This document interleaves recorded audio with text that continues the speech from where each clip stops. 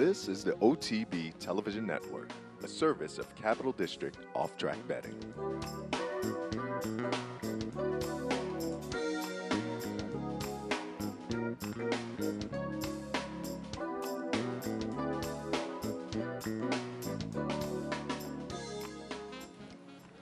Good morning, ladies and gentlemen. Welcome to the Handicappers Report alongside Seth Barrow. I am Anthony Morminos. We work our way to the middle part of January. And Seth, I like it when I get out of the car. I don't even have to have my jacket on yet. So another nice morning. I'll take it for January 15th. It was crazy, though. I walked out this morning, and I had a thick layer of frost on the windows. Okay. And then the drive-in was okay. But the parking lot here, there was kind of frost on the ground. I got out of the car and kind of skated a little bit for a couple of steps. So, for another hour or so, maybe be careful a little bit. But certainly once the sun come up, as you say, temperatures are going to get rid of that frost and whatnot pretty quickly. I'll tell you what, if you had told me after the two snowstorms we experienced in the Capital District that a short period of time afterwards you'd be looking at your lawn once again, I'd say you're crazy. We're going into January, but it is amazing, the lack of snow on the ground. I think we've had probably, 30 inches of snow already, and now we're in the middle part of January, and it's all gone. And Wednesday, no New York Race Association. They ran on Monday, which I think is I think it's a positive. I think it really pushes a bump in.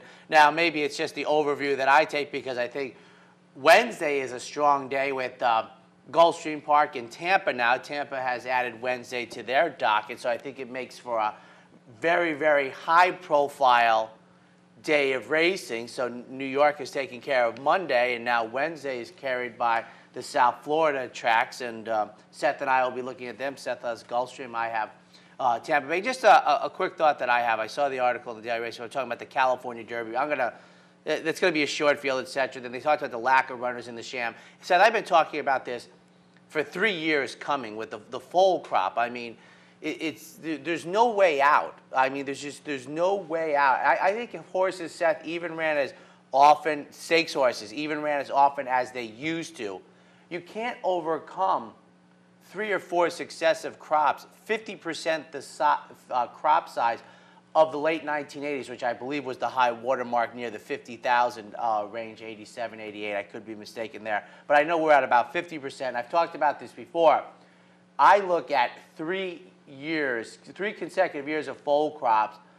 4 years out is going to give me what I have on the racetrack to bet on. And there's no way out of that. And I saw an article I thought was well done, except for one point. They were talking about not only the addition of lack of foal crop, because I think the foal crop size now is about equivalent to Secretariat's time. I think we're in the middle 20s back in the 70s, but they ran a little more frequently. So they talked about field size, but Seth, I thought the stats were a little soft because I would like to have seen it parsed out dirt, which was almost everything in the 70s, versus our dirt now, because I think most of us agree that turf racing, day in and day out, has a, I don't know, what would you say, 3, maybe, I like to have the time to do this one, maybe 3 horses more on average field size than right. And if he ever took an 8.5 furlong dirt race versus an 8.5 furlong turf race, Seth, it might be twice the size. So I wonder what dirt field size is, but that's what you're going to see. So the short field in the Sham, the short field coming up in the California Derby really is to be expected, to my way of thinking. And it's worse out in California. We've talked about it before. No shippers. Everybody is experiencing it. You see it in stakes races and on the everyday card as well. But Southern California have these stakes races, and you would think they put up money and you get Derby points. The Sham was some Derby points. You would think folks would be tempted, but that's a big ship and we see Christophe Clement took some grass horses there this year.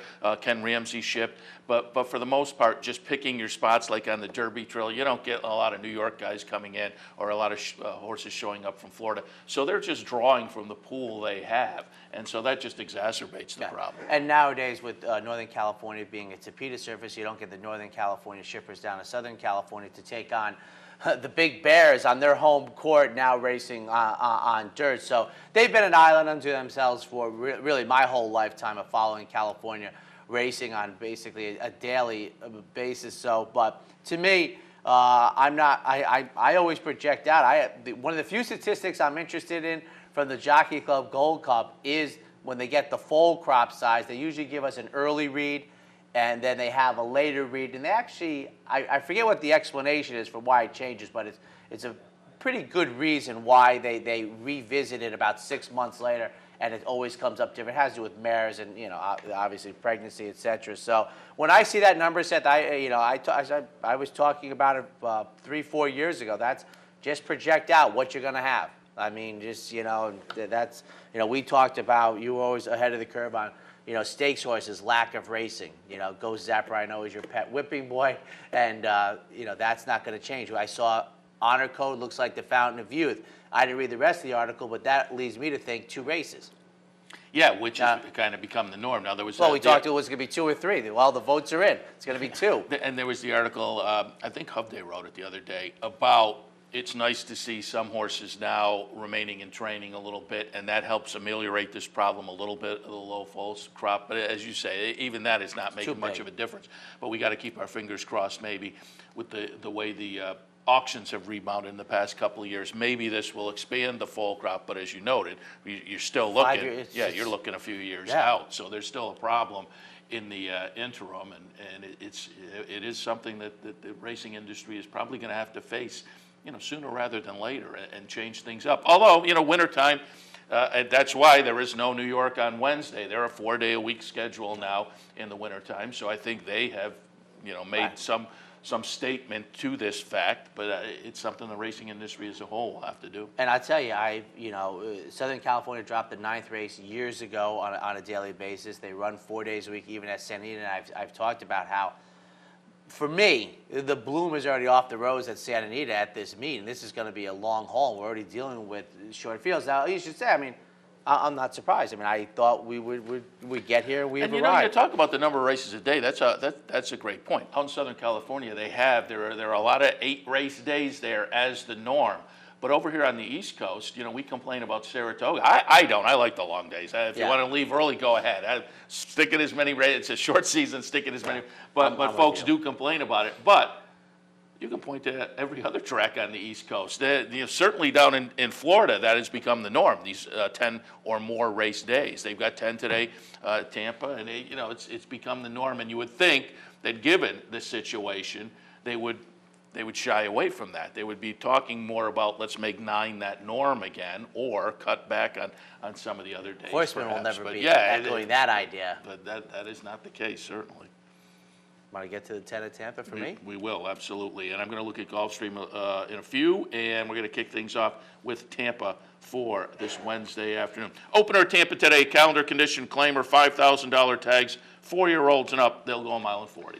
I know it's a spring-like day, and I'm not a guy who plays mind over matter games, but it should be very enjoyable on the network. I'm truly rooting for 2 sunny days in the state of Florida. You look in the afternoon, you can see sunshine at Gulfstream, sunshine at Tampa Bay Downs, see some turf racing. I think that is quite invigorating, and as I'd like to say, I'm not a believer in panaceas, except for the fact when it comes to field size. So in the opener, going the rarely run distance in the United States of 1 mile 40 yards. It's 4.25 for me, and trump card with Marlon St. Julian, who jumped into the jockey colony late in the just recently, I should say. I like the effort. Second race down at Tampa Bay, shipping over from Calder. I do lose Fernando de la Cruz, and I get Marlon St. Julian. I draw in nicely, going the mile 40 yards, so trump card is my top pick. For second number 2, I can and I will. 7-5 on the morning line, claimed back for 62.50. Second race off of that claim. A nice second place effort at this level, at this distance, at this circuit. For third, number 5, Whiskey Tap. Now, 2 races back on December 29th, put in a good effort rooting and then was lost sprinting 7/8. So now this offspring of Tappet gets back to rooting. Now, this will be the third race in 17 days. This horse has won twice before at Tampa at a 7 lifetime tries. Now, if you're not looking at the daily racing form, let me help you out with the 2 victories at Tampa. 2011 springtime. And I'll let you know, if you're not looking at daily racing form, it's within the last 12 races. So we had the long layoff line. But 4.25 in the opener from Tampa Bay Downs. Race number 2, maiden claiming event. Claiming tags 10,000 to 12,500. These are 4-year-olds and up. They'll go 6.5. 483, my selections in here. And House of Prayer, this jock of late has been white hot. Don't worry about the 11% trainer stats and jockey stats. Also mentioning that he is sitting on, Scott Smith was sitting on live horses that are getting bet, even though you wouldn't think that based on the 11%. This is a horse who radically woke up most recently, going 7/8 in the 6th career start. This horse has always run for a tag, and quite frankly has always run for exactly this dollar amount. So that waking up, I think you could truly attribute it to the athlete getting better. And I've talked about moving forward with horses. I don't mind if they compile a bunch of losses. I call him the veteran in the group with the most starts, etc., and I don't mind that. So House of Prayer gets my top pick. For second, the outside horse, Mr. Limelight, whose debut in the spring near the end of this meet was a nice runner-up position sprinting. And then a couple weeks later, at the end of April, tried rooting on the turf, and that didn't work out so well on multiple fronts. First off, only beat one horse, got beat 15. Secondly, didn't return to the races until December 13th, where we drew the rail in a 6-furlong sprint, and I just thought that was a maintenance race. You might not want to hear that at betting the horse down to 2-1. But we come back after a practice return to the races effort. We come back for half the price. Dean Butler is back in the saddle after being aboard the 15-length defeat, and we see 6-1 today versus the 2-1 trouncing on the return. For a third, number 3, Hurricane Bob, in for 12.5 after being runner-up for 20, going 7 most recently. 4.83 in the second. Third race at Tampa this afternoon. It is another maiden claiming event. This time, though, we're dipping down to $7,000 to $8,000. These are fillies and mares, 4-year-olds and up. They'll go 7 furlongs. And I think, I haven't looked at the condition book at Tampa. I think this is the bottom level. Like many jurisdictions, they have multiple levels for maiden claimers. I think this is the bottom here. 186, my picks in drawing the rails. Number 1, Egotist. Roy Lerman, a name who has been near and dear to Saratoga racing fans for about 30 years, sends out this runner, having 1 start since July 14th. I think that was just a return to the races behind a runaway winner of this runner with Harry Vega in the saddle. Did finish a well non-threatening third, comes back here. We do draw the rail coming out of the trees. Harry Vega back in the saddle for Roy Lerman, coming back at the same level for a horse we saw at Belmont in the spring-summer. After that, Personal Sweetheart, making the 2nd career start after I thought a sneaky good debut race. Apparently not sneaky enough past the eyes of the morning line odds maker, who saw this 30-1 debut runner 11 days ago come back and warrant 4-1 off of a 4th place finish, beating nearly a handful of lengths, who had some pre-race jitters. For third, number 6, Distinct Spirit. We had blinkers in the 20th career start, ladies and gentlemen, and the 19th race was a little better, showed a little bit of speed, but still fatigued. Daniel Santano gets the mount on this 5-1 shot, who was 0 for 19, 186 in the third. Fourth at Tampa this afternoon, $8,000 conditional claimer. The condition non-winners are 2 lifetime. These are fillies and mares, 4-year-olds and up. They'll go 6.5. 463 would be my selections in here, and number 4 is Georgetown Style, ladies and gentlemen. This was a $8,000 claim, 2 races back, nearly scored. First off the claim, running for $4,000, going 7/8 on the 28th. Now comes back here at the same exact level. For second, number 6, Julie Brown Eyes. We've seen this horse at Tampa Bay, making the 15th start at Tampa, 20th overall. I'm just going to throw out the most recent effort where we caught Slop's 2nd race off the April 21st break. But the first race coming back on December 14th was a good 3rd place finish. So Julie Brown Eyes wouldn't have been in my mix on New Year's Day looking for the regression at 1/3 the price. But now we get the 3rd start off of the layoff with Ricardo Feliciano in the saddle once again. So reaching back to the return to the races at 6, I'm incorporating that type of effort today not the most recent. For third, number 3, Formal Gown, going to the post for the 4th time, but the first time since June. This horse debuted at 13-1 at Tampa, going 7/8, scored a victory, and then against winners was much worse. They tried a route turf race at Colonial on June 23rd, subsequently went to the sidelines. Well, we've already seen this horse win the career debut at Tampa. Now we'll see if they can win off of the 8th-month layoff, and 15-1 did surprise me. 4, 6, and 3. 5th race this afternoon, yet another conditional claimer. This time the tag's $8,000. Non-winners are 2 lifetime fillies and mares, 4-year-olds and up. Again, 6.5. 8, 9, 6, my selections in here, and it's Mrs. Margie. I think we had a Ms. Margie or Miss Margie a couple years ago, but this is Mrs. Margie going to the post for the 9th time. And the last race in East Boston was a good second-place finish when breaking from the rail, going 5.5. Laid off since after that, went down to South Florida, and Tampa Bay was the landing ground. This will be the 3rd race down in Florida. I expect a marked improvement. Now, this horse has been in Florida for the 2 efforts I talked about, and both the first one, which was at the end, worse than the second one, wasn't too bad to go forward and caught slop in the second one. So Mrs. Margie, the 8 horse, my top pick. For a second, right next door in the starting gate, we certainly hope to. So straight to the bank, going to the post for the 9th time, 4 runner-ups in 8 career starts. Did win at Calder in 2012, going 5.5. The most recent effort at Tampa, not so good at the finish, but it was a strong internal pace. Now we get the attacking outside position. I expect to see a radical form reversal. I should say finish reversal. For third, number 6, Sister Kathy. Last seen at Thistle Downs, before that at Presque Isle, comes in for the Tampa debut. And I've talked about this at a meet such as Tampa. You get them from all angles, and certainly Suffolk Downs has been many shippers, and now we're getting the Ohio angle. 8, 9, and 6 in the 5th. That'll take us up to our first commercial break. When we come back, a continued look at Tampa. A little later on, Gulfstream Park. Stay tuned.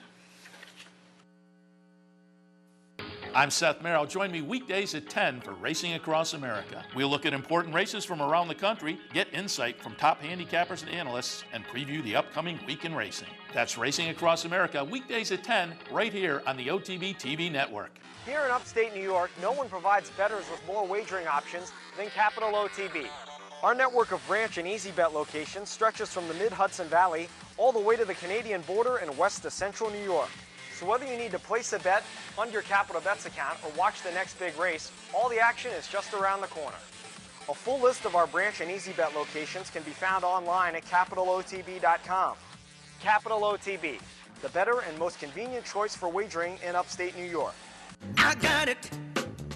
Watch me. I got it. Hey! I got something that makes me want to shout. I got something that tells me what it's all about. I got a move that tells me what to do. If you don't, brothers and sisters, then you won't know what it's all about. Funding your Capital OTB bet account is as easy as 1, 2, 3. 1. Easy Money. Clearly the fastest and easiest method of depositing funds into your account. Make deposits or withdrawals in just minutes. 2. Green Dot Money Pack. Gives you instant access to your funds. Green Dot Money Packs are available at thousands of retailers nationwide. And 3. MasterCard Visa. Simply click on the link from the funding page, enter your account information, and fund your account. CapitalOTBBet.com. Log on today. Hey race fans, head down to the all-new Clubhouse Racebook. With live horse racing on more than 250 flat-screen TVs, state-of-the-art wagering terminals, and amazing Vegas-style atmosphere. The Clubhouse Racebook, 711 Central Avenue, Albany.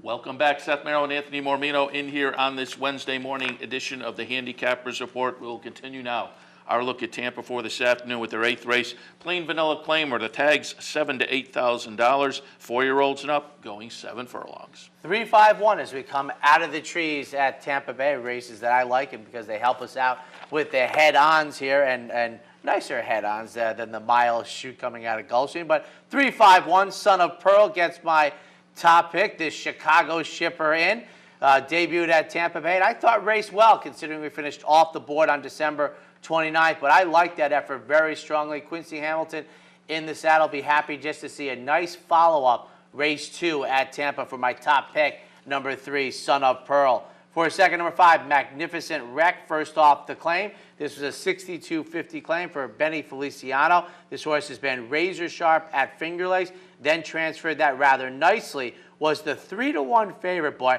I didn't know Finger Lakes form traveled that well, but coming out of Finger Lakes, 3-1 favorite at Tampa, and finished second behind CIA, who was a very, very good winner that day, and followed it up with a score. For third, number 1, Black Belt. Matter of fact, CIA won the last day of racing, or 2 days the last day of racing. Number 1, Black Belt. A nice victory for Ronnie Allen Jr., who has maintained his hot streak, not nearly as hot as he was. He gets them out in here for Gerald Bennett. They've hooked up multiple times. Bennett having a very, very good meet. There's Dale Bennett. There's Gerald Bennett. I think there's even a third Bennett down there. Gerald and Dale going very nicely at this meet. A powerful combination. And 5-1 is certainly attractive. You do draw the rail going 7/8 for this offspring of prize. 3-5-1 in the 6th. 7th race at Tampa this afternoon. It's a conditional claimer, $16,000 tags. Non-winners of 3 lifetime, 4-year-olds and up. They will go 1 mile on the grass. You know, and I've said to Seth, I've talked about the turf courses, thinking about it at San Diego Gulfstream Park. I think they've basically closed the turf down at Golden Gate for a long time. They've just beaten it into submission. I have to tell you, Seth, watching Tampa Bay very closely, and I've heard great things about Tampa Bay's turf course. They use it very sporadically. They do not overuse it on a day. They are not. I see Gulfstream running 4 or 5 races on the turf daily, but Tampa Bay holds their turf course in far more reserve for the meet that sort of mirrors Gulfstream Park's meet, and I think they probably helps in the maintenance of it. But 175, my selections in here. Breaking from the rail, and I've said this before, you know, it strikes me funny that they do have to come out of the chute. They can't run the more classic mile, but I also will say that this chute does not seem as penal for the inside horses, say, as the mile 16 at the Big A. But coming off a victory in a restricted 2L, gets the 3L this afternoon. Jose Ferraro stays in the saddle for Roy Lerman. For second, number 6, Call Me Back. We certainly hope so after scoring a victory at Tampa Bay. This horse shipped into Tampa Bay, ran on December 11th for the first time, raced well in the front end. Tired, dropped down in the claiming, found the front end to be every pole a winning one. Now takes on 3Ls for the first time with Daniel Santino in the saddle. For third, number 5, Quelch. Had a tough go of it most recently when breaking from the rail off of a freshing, but I think we'll get much out of it. And I do find the 8-1 to be a very, very attractive price for this runner, who I think will run much better this afternoon.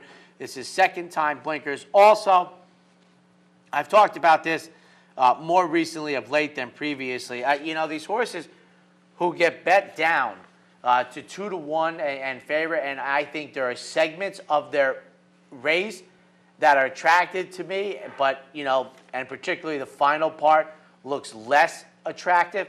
Then they come back at 3 times the price. That's the exact inverse of the less well angle for me. 1, 7, and 5 in the 7th. 8th race this afternoon is an optional claimer. The claiming tag, $16,000. Non-winners are one other than the condition. These are fillies and mares, 4-year-olds, and up, 1:40. 3-2-7, my selections in here, and trust me, I didn't think a couple days ago I'd get Mr. Allen at 5-1, but that's okay. We win by a pole, going 1:14 at Tampa, breaking our maiden in our 9th start, and now we take on winners under the allowance tag. I'm happy to do it. For second, number 2, despite her form, who is double-digit odds on the morning line, coming out of a brilliant, brilliant mile performance for this offspring of Spicetown, and I've talked about how shocked I am at how brilliant Spicetown has been as a stallion. We take on winners for the first time. Now, this is a runner who broke its maiden in the maiden claiming tag and now is jumping up to the more traditional entry-level allowance, not the 2Ls. That's probably what's helping our price. For third, number 7, G's back in action. a horse who has been a solid performer at Tampa coming out of East Boston.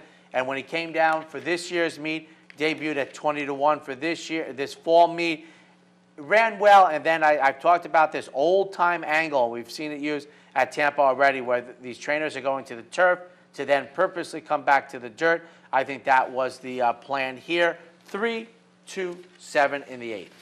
Ninth race this afternoon, yet another optional claimer. This time the tags are $16,000. The condition, again, non-winners are one other than. These are 4-year-olds and up. Again, 1 mile and 40. 3, 2, 5 are my selections, and at 20-1, One Cool Dude. That morning line price strikes me as being really out of whack. I understand you go from claimer dated, now you're going to entry-level allowance in the features slot. But boy, the mile 40 hit this offspring of Incurable Optimist right between the eyes. And when we're in nearly career best form trending upward, it's certainly the type of horse at 20-1 I find quite attractive. So One Cool Dude, let's see if we can keep the positive momentum going at Tampa Bay. Broke through to win by half a length under Jose Garcia, who's back in the saddle today in the most recent. For second, right next door in the starting gate at 1/5 the price. Number 2, Bluegrass Jam. A good third place effort most recently at this level at better than 13-1. And for third, number 5, Binks Forest, who goes to the post for the 35th time this afternoon. This is only the 3rd dirt race in the career for this offspring of Street Cry. Harry Vegas scheduled to get the mount, who had the mount in the turf race in a starter handicap most recently on this 9-2 shot. 3, 2, 5 in the 9th. Finale at Tampa this afternoon, a maiden special event. Looks like a fun race. We have fillies and mares, 4-year-olds and up. They're on the grass at 1 mile. And this is an awesome closing race this afternoon. If for nothing else, you have a full field of 10. You have 4 on the also eligibles. My selections are 4, 9, 5.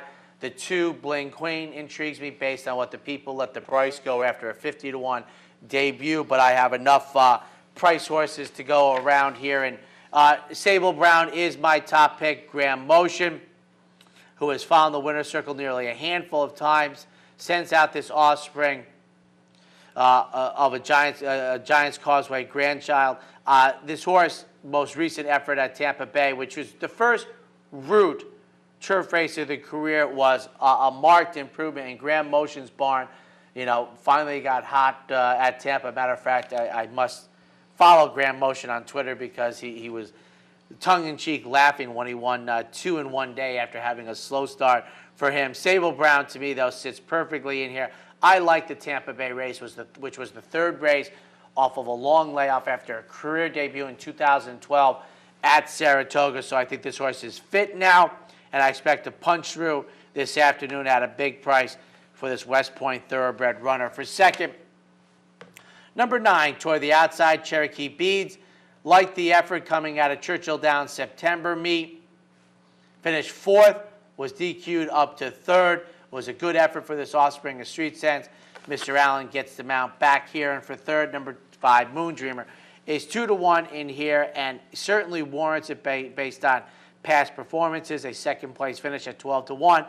My situation is, this is a great deep race. As I mentioned at the top, I left off the 2, who intrigues me. How about the 3, Janizello, who is brilliantly bred for the turf, making the second start after bolting in the debut, if you get that eradicated. Number 6, Red Trillium, making the second career start, going a mile for offspring of Forestry on top, and Siphon, and then the morning line favorite, the 7. I have to tell you, folks, it's not often I'd say this, but all 10 for me are live. The long shot is an offspring of Artie Schiller, who I think quietly, probably because he's a middle distance turf runner and probably going to be a middle distance turf stallion, getting no discussions at all, but his stallion record seems to be picking it up. So in the finale, just the way we like it, I think all are live, and it's 4-9-5 for me.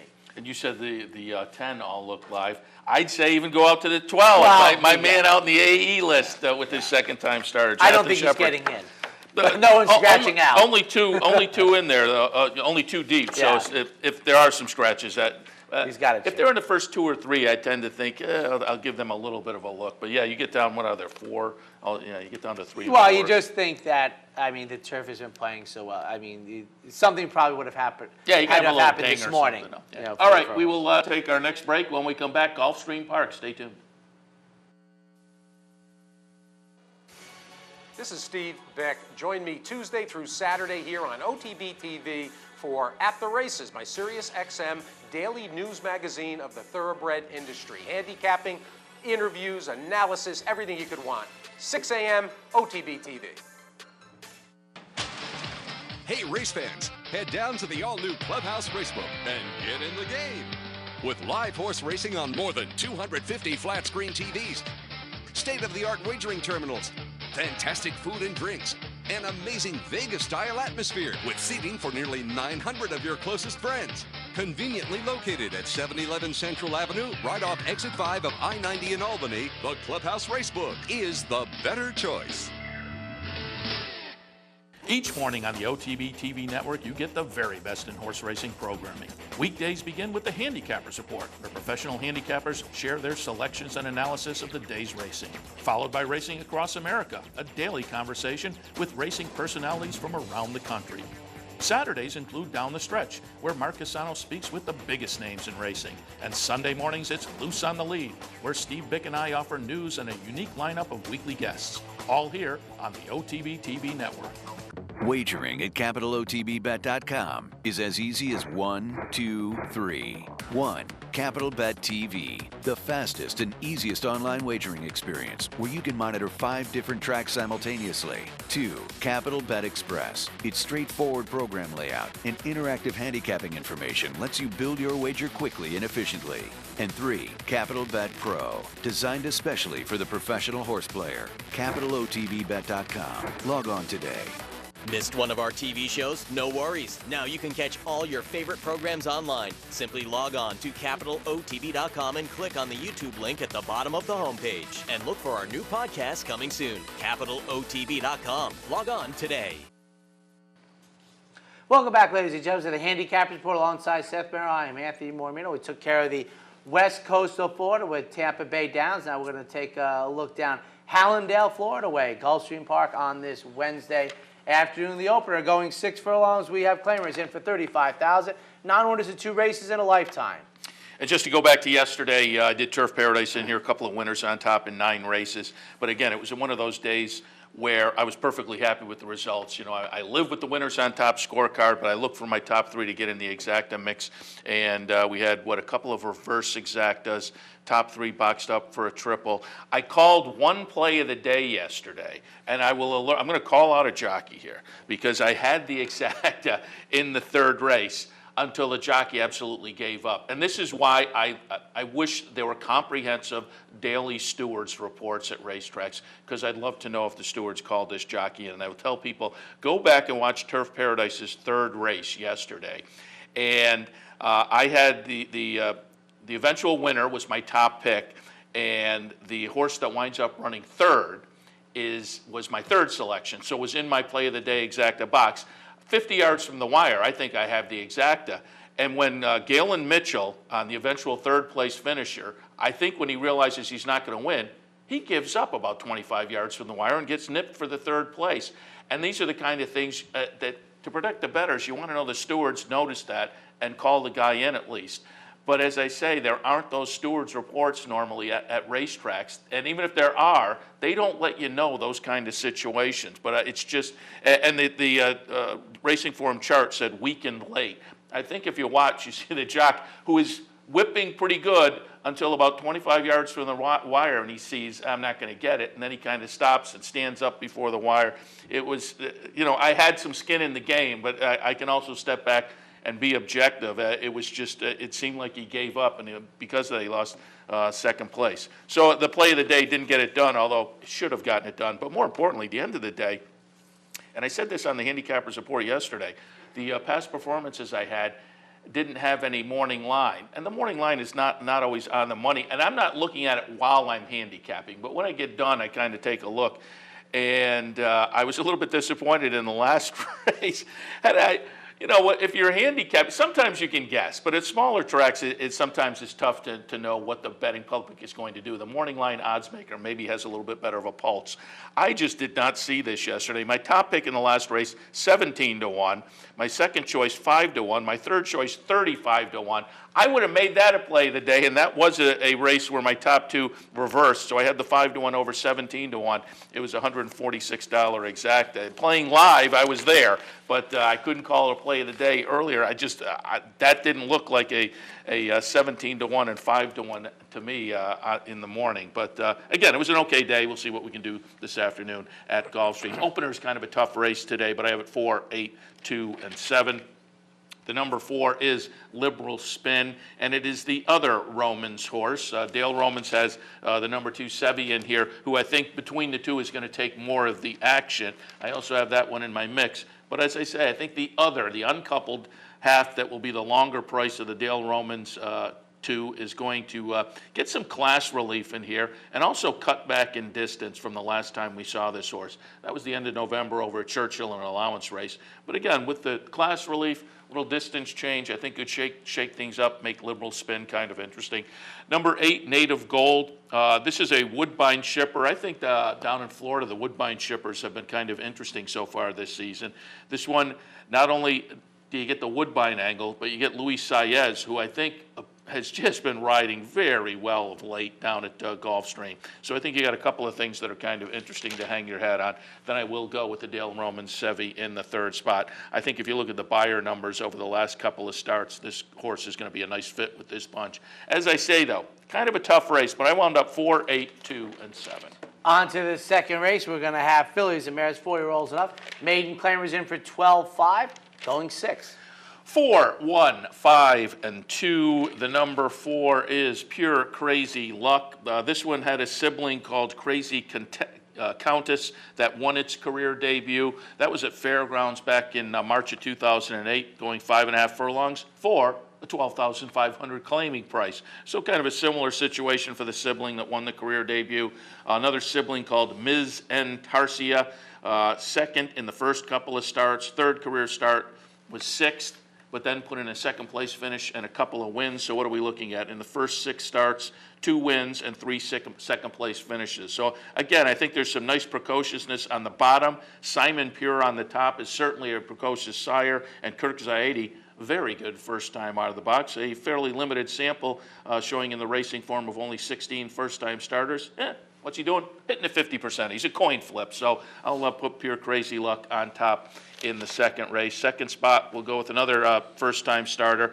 The number 1, the Bookkeeper, with Wildcat Air on top. Certainly you have some precociousness.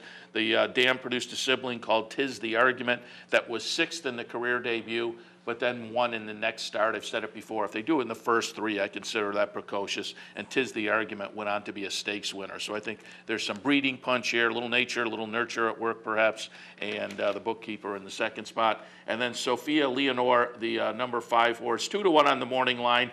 Off the last 3 buyer figures, certainly is going to be interesting in and amongst this bunch. And of those with experience, this is the one that on those numbers attracts my attention. But Horse has had 11 tries so far and hasn't gotten it done. Now, get some class relief today. That's going to be an added bonus. So again, of those that have run, Sophia Leonore is certainly the one that you have to kind of lean towards. But in race number 2 this afternoon, I have it 4, 1, 5, and 2. And I'd be tempted to make Pure Crazy Luck a play of the day.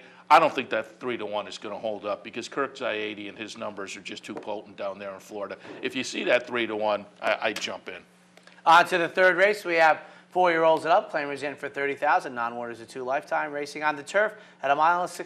7, 2, 8, and 6. The number 7 is Grown Men Cry. The number 7 is Farmers Club, and goes out for Jonathan Shepard and Augustin. I don't always play him.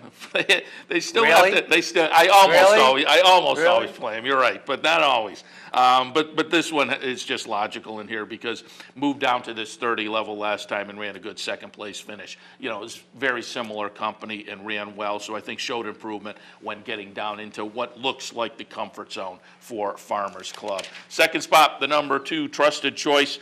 Gets back in for a tag today, and Rosario returns. The last time that combination happened 2 starts ago, and a good second place finish. So as I say, a couple of things working that have worked in the past for the Mark Hennig trainee Trusted Choice. And then the number 8, Forever Conga, 20-1 on the morning line.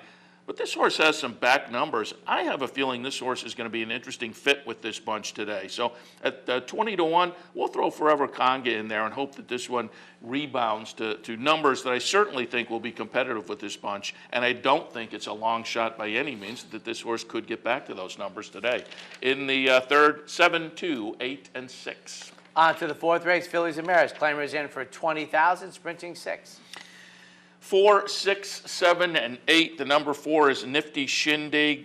This one goes first off the claim for Maker and Ramsey, but has been off since June. So there's certainly connections. Also, you have Rosario on board. So you have connections all the way around that certainly deserve respect. This horse had a 3-race win streak to end the 2013 season. But again, it ended prematurely back in June. So the question mark is going to be fitness. You have some workouts underneath that seem to indicate, you go back to that minute and change on December 22nd, seem to indicate this horse will be fit. And again, these connections, they place their horses to win. So we'll put Nifty Shindig on top, but there is the question mark about the layoff. Number 6, Best Behavior in the second spot. This horse appreciated the move from Woodbine to Gulfstream. And I've said earlier that I think the Woodbine shippers are very, very interesting down in Florida this year. This horse made the move, 25,000 B condition claimer, ran a good second. Now takes maybe a half step down the claiming ladder. Should fit well with this bunch today. And then we'll go out to the number 7, Illusional Sky, one of those Woodbine shippers. And just on the move from Woodbine, Dylan Davis on board, who's riding very well down at the 8-1. I think that price will probably hold up. But again, I was just attracted by the fact that I think those Woodbine horses are worth taking a little bit of a second look at down there at Gulfstream at this meet. In the 4th, they have it 4, 6, 7, and 8. And Anthony, I'll add before we move on, speaking of horses coming in from certain tracks to keep your eyes on at Oaklawn, we've only looked a few days, but do not ignore the Remington horses. Oh, absolutely. And it's one of those things where almost blindly toss them in, and they're running well. And if you blindly toss them in, you get a chance at the horses at some decent value, too. The last column I use on Excel for Oaklawn Park, because it's one of those racetracks that there's no circuit, they just show up, is the Daily Racing Form symbol for the racetrack where they come from. And RP, that's why as soon as you said, I go, Remington Park, I know exactly where he's going. And I'll tell you one other thing, talk about balloting and the Breeders' Cup. You said Joel Rosario, and obviously I've been on this bandwagon, but this goes to show you, right? No one considers December for the meet. So really the calendar year is 11 months for the Eclipse Award. The first 8 months, Joel Rosario was so far in front, you don't count the 12th month. The guy lost the award in 3 months, which goes to the point that I say, to me, for the Eclipse Award for jockeys especially, it's Monday through Sunday and race 1 through race 9. I mean, that's how I look at it. And I just was thinking when you said Joel Rosario, I'm like, this guy's going to finish 3rd on balance when he was so good from January to the day he got injured. I'm like, boy, you talk about lost in the wind for voters. On to the 5th race. Optional claimers, 100,000, non-winners at 3 other than racing a mile on the turf. 2, 8, 4, and 11. The number 2 is Long Face. I just think some class relief here moving out of Stakes Company. This horse has been based in Southern California. Moves into the barn of Christophe Clement. That's a good move to boot. Certainly doing very well first out of the barn for Clement is a good statistic. But again, you look, this horse has been in some graded company, some nice high-price stakes races as well when they weren't graded.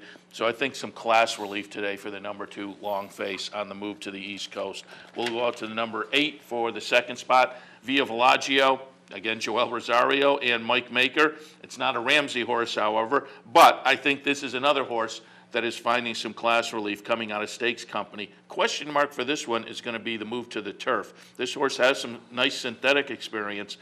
Turf tries so far in the career, 4 of them, 2nd and 3rd place finish, but has not gotten a win over the turf in those 4 tries. So Again, there's a little bit of a question mark with the surface switch. That might be overcome on the class move, however. In the third spot, Alora Michelle goes out for Todd Pletcher. First time out for Pletcher. This is kind of interesting. This horse has bounced around trainers in the career. Bill Mott, Dale Romans, now Todd Pletcher. That's an interesting move from barn to barn to barn, but first out for Pletcher. And I think this horse, if you look at the best efforts, Alora Michelle is kind of capable on her best effort, and maybe first out for Pletcher will get one of those good efforts. But this is a really interesting race. The other Clement horse, Triple Charm, is interesting. The horse I have in the fourth spot, Peggy Joyce, is going to be contentious. And the sixth, Den Court, I think has some early speed, and it wouldn't shock me at all if that's a catch me if you can theft job on the attempt for Den Court. So I could go a number of different ways, but I wound up 2, 8, 4, and 11. We'll take a quick break. When we come back, second half of today's action from Gulfstream Park. I'm Steve Beck. And I'm Seth Merrill. Together, we're loose on the lead on Capital OTB, Sundays at 10 a.m. Why should they watch, Seth? Sit down on Sunday, have a bagel, get some great racing conversation. Cream cheese only, no jelly. Sundays, 10 a.m., loose on the lead, Capital OTB. Using CapitalOTBBet.com is as easy as 1, 2, 3. 1. Simply log on with your username and password from the homepage. 2. Fund your Capital OTB account through our Easy Money, Green Dot, or Visa MasterCard options. And 3. Place your bet on one of our 3 easy-to-navigate wagering platforms, Capital Bet TV, Capital Bet Express, or Capital Bet Pro. CapitalOTBBet.com. Log on today. Here in upstate New York, no one provides bettors with more wagering options than Capital OTB. Our network of branch and easy bet locations stretches from the mid-Hudson Valley all the way to the Canadian border and west to central New York. So whether you need to place a bet, fund your Capital Bets account, or watch the next big race, all the action is just around the corner. A full list of our branch and easy bet locations can be found online at CapitalOTB.com. Capital OTB, the better and most convenient choice for wagering in upstate New York. I got it. Watch me. I got it. Hey! I got something that makes me want to shout. I got something that tells me what it's all about. I got a move that tells me what to do. If you don't, brothers and sisters, then you won't know what it's all about. I'm Mark Cassano. Join me Saturday mornings at 10 for Down the Stretch. We'll inform, analyze, and welcome in the biggest names in racing. So join me Saturday mornings at 10 for Down the Stretch, right here on the OTB television network. Welcome back, ladies and gentlemen, to the Handicappers Report alongside Seth Merrill. I am Anthony Mormino, up to race number 6 at Gulfstream Park in an old world style claiming race. Just for the money, claimers in for $35,000 on the dirt, racing the one-turn mile. 2, 5, 4, and 1. Number 2, Is You Talking to Me is on top for me. Have to believe he's better than the latest effort. That one's just kind of inexplicable. It seems like he just never got into it in that race. It was an optional claimer at the 62 level. So the 35 plain vanilla, to me, is a move down. Not as steep as the price might indicate, though, because there was some conditions in there as well. And this isn't a conditional claimer, so it's more on the bottom side, this would not be a conditional claimer. That's what leads me to say this isn't as much of a drop as it may appear normally. But a couple of starts back was in the claiming Crown Jewel. Before that, $100,000 Quality Road. I think this horse is maybe just trying to get back to more of the comfort zone. And as I say, that last race, Too Bad to Believe, Castellano gets on board today. That attracts my attention. I'm going to take a little shot with Is You Talking to Me on top. Second spot, the number 5, Playing a Joke, 12-1 on the morning line. This one has been off since July, but if you look at the Gulfstream Park record, 7 starts, 4 wins, so maybe a little bit of a horse for a course angle. And then the number 4, Uptown Anthem, I'm hoping the last race just signaled a return to some good form. It was a lifetime best buyer figure. So you have to say, do we believe that? It just has the look off of the race before, like this horse might be moving in the right direction. I will buy into it and think this horse is in some good form. I'm going to do a little 4-horse exacta box play of the day in here because I think at 5-1 my top pick is legitimate. I think the 12-1 on Playing a Joke is kind of worth taking a little bit of a shot to stick in for some value. So we'll go 4 deep with an exacta, see if we can get it home. 2, 5, 4, and 1. On to the 7th, we have Distaffers, maiden claimers in for 50,000 on the turf, sprinting 5. I'm also going to take a little shot in here with a 4-horse exacta box, but I will say go very, very lightly in here because it's just one of those races where I like the value, and I'm really rolling the dice. I'm going to do a win, place, and show on my top pick, the number 4, and then go 4 deep. 4, 12, 3, and 7. The number 4, When We Act, 20-1 on the morning line. That's absolutely going to hold up on the first 2 starts.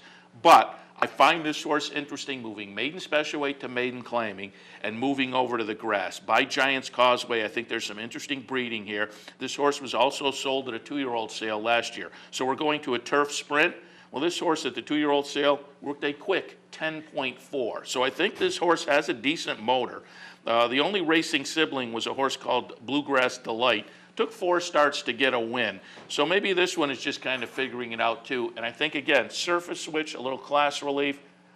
When We Act is kind of interesting in here. I'm admitting it's a roll of the dice, but I think it's a kind of race where you can take a shot. So win, place, and show on number 4, When We Act, and then we'll go 4 deep with an exacta with the others in here, including the number 12, Henry Song. First-time starter coming out of the Clement barn by Henry the Navigator. I think there's some precociousness perhaps there on top. The Dam, this is her first foal to race, so not much to go on there. But I think the workouts are okay, so we'll stick Henry Song in. The number 3, Starship Journey, improved nicely with the move to a turf sprint last time. That was Maiden Special Company, back in for a tag today. And then we're also going to throw in the first-time starter, Clack by Exchange Rate, the number 7 horse, and I like the breeding there. So again, tread lightly. But I think it's a kind of race where you can take a little bit of a shot. Win, place, and show on the number 4, then 4 deep with an exacta box, 4, 12, 3, and 7. On to the 8th, we have Phillies and Maris, optional claimers in for 62, non-winners of 2 other than, racing a mile in the dirt. 5, 9, 2, and 6. The number 5 is Private Ensign. This horse is making the 4-year-old debut in the first start for Todd Pletcher, had raced previously for Dale Romans, comes back and drops out of Stakes Company. This horse has been off quite a while. This horse was racing early last year and wound up the season back in May, but wound up the season with 3 straight stakes races. Now this is a horse that I think has to step up maybe just a little, certainly off the last couple. But the last couple were synthetics and turf. I think also this horse, getting back to probably the surface she prefers, but also may have a little added maturity off of that 3-year-old to 4-year-old layoff for most of the end of last year. So might be a little bit improved, moves into the Pletcher barn, back into probably a level she will appreciate. Private Ensign on top for me. Second spot, we'll go to Ariba Anna, put in a solid near miss in similar company last time. I always say, if they do it in a very similar race last time, why not right back today? And then in the third spot, Pixie Devil. I just looking at the last couple of buyer figures from this racehorse, 2 races back at Parks, and then last time at Gulfstream on December 21st. Both of those buyer figures fit very, very well with this bunch, so got to throw it in again today. 8th, I have it 5, 9, 2, and 6. On to the 9th race, 3-year-olds, maiden claimers in for 35. They will race a mile on the turf. 3, 1, 2, and 8, and the number 3 is Ack Rider. Ack Rider goes out for Chad Brown's second career start. This one by Henry the Navigator. The Dam produced a sibling called Praudinsky, who folks might remember. Praudinsky won its career debut over in Germany, eventually came over here and became a multiple graded stakes winner. Obviously, this is not going to be another Praudinsky, as they've dropped it down to the 35 level in the second career start. But I think with the additional class relief and with one under the belt, it won't surprise me if we see an improved performance from the number 3 Ack Rider. Tap into the music in the second spot, or excuse me, Ex-Pirate in the second spot, Tap Into the Music in the third spot. But Ex-Pirate goes out for Tommy Proctor. Malibu Moon on top. This is a horse that in 4 career starts has been up there and maybe is moving in the right direction on the improve since moving to the turf. Drops out of Maiden Special Company. I think Ex-Pirate will be interesting. And then Tap Into the Music in the third spot. Peter Walder, first off the claim. He does very well there. Castellano jumps on board. They get to the turf, which they tried to last time, so this horse could be interesting with the surface change. I'm going to do another 4-horse exacta box in this maiden race, which I think is kind of fun as well. I have it 3, 1, 2, and 8. And when was the last time on this show you and I mentioned Praudinsky? I don't remember. Very recently. Praudinsky. I don't remember. He is 2 of the 6 in a row winning mounts in the San Gabriel for Rafael Bejarano. He won back-to-back San Gabriels a couple years ago. In the finale, on a quick note here, the 5 furlongs, and I happened to see it when Seth did the last race, they early in the meet they were running at 108 feet, the rails being up, but I noticed they're running them at 60 feet. I noticed that because I think they're giving that part of the turf course a rest. 5 furlongs, optional claimer, starter allowance for 20. 3, 8, 6, and 10. And this is a little quirky play today. You'll have to look and see if the value is going to be there because I think mine might float down. But I think the top 2 have an edge in here. So I'll go strong on the top 2 with an exacta box, and I'll just back it up going 3 deep. So a couple of exactas, but go much stronger on the top 2. Number 3, Wire Funds. Just a horse that's hard to go past. This is a first off the claim, and the trainer, very, very good first off the claim. But even without that angle on the numbers, this is the one to beat. Number 8 didn't take it. I think this horse is going to contend if able to repeat that last effort. And like a couple of horses I mentioned earlier in the day, just seems to indicate off the past few races that maybe that last one is believable. So I think these top 2 have a little bit of an edge. But the number 6, Ari's Prize, is interesting to me on some back numbers. And I always say in these turf sprints, I like bona fide turf sprinters, and this horse has gotten it done sprinting on the turf before. So I think Ari's Pride has to bounce back to some prior numbers, but I think is eligible to do so in the second start off a long layoff. So again, I'm going to go stronger on my top 2, but I'm going to also go 3 deep just to back up with a little exacta. In the finale today, 3, 8, 6, and 10. And that wraps up our look at Gulfstream Park this afternoon, and as I mentioned, it's to be sunny skies in Florida this afternoon because on the network this afternoon with the Big A being dark, live version Tampa Bay at 12:25, followed by Laurel, Gulfstream, Beulah, Turf Paradise, Dover Downs, Buffalo, Penn National, Northfield, and Pompano taking us to the evening. If you missed any of our selections, you go to capitalotb.com, click on the Handicappers Report. Also, capitalotbbet.com, our new wagering platform, state-of-the-art. Get into the game, play it the easiest way possible. Seth, apparently the first Frankel foal has been born, noted from England, plus or minus $3 million, Seth. How much did Frankel earn Juddmonte in his first year as a stallion? I'll give you $6 million $6 million to swing. Spread. $27 million. Too good. He doesn't need any of it. $25 million Frankel got at stud, 130-plus mares. Who needs to race? $25 million. Now, here's the thing. If he were to be a dud, you usually get 3 years before they run of stallion dues. They've already collected $25 million. They're going to get $25 million this year when they're weanlings. They're going to get $25 million the third year when they're yearlings. Before any offspring of Frankel runs, they're going to have about $75 million in the bank. Great work if you can get it. Seth, who do you have on Racing Across America? Jeremy Plonk, weekly visit from him. We'll take a look at some of the 3-year-old action from the past week as we're on that countdown to the Crown Trail. And then a little later on, we're going to be joined in the studio. Brian Nadeau is going to come in. He's got another happy hour bankroll coming up at in the Clubhouse Racebook a little bit later this month. But we're going to take a look at a couple of the racetracks that get some spot plays. And I didn't look at it, but did Jeremy Plonk take a shot at the Jerome, the same one I took where the pace was 15 lengths slower than the year before? Actually, Jerome, he took good man, Jeremy. Up next, Racing Across America.